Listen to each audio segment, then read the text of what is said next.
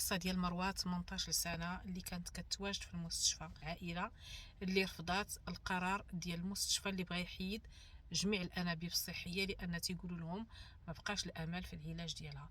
وحنا كنعرفوا بان الامل ديالنا في الله سبحانه وتعالى كبير وان الاعمار بيد الله.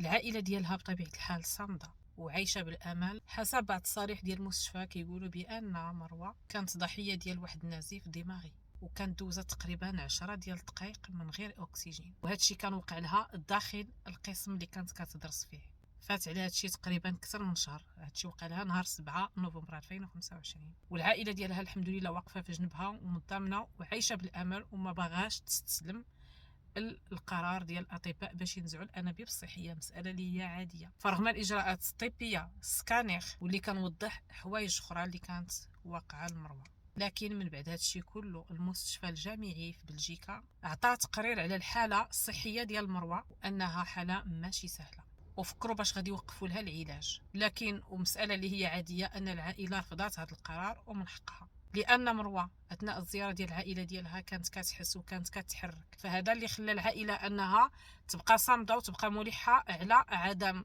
القبول ديال القرار ديال المستشفى. العائله داروا احتجاج امام المستشفى، وما كانش غير العائله بوحدها، جاو ناس كثار باش يتضامنوا مع العائله. فالحمد لله الانسان كيامن بالمعجزه.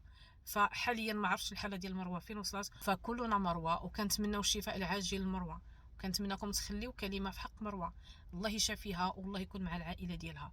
فماشي سهل على العائله انها تقبل القرار ديال المستشفى. حنا كنعرفوا بان الاعمار بيد الله. شنو راي ديالكم في التعليق؟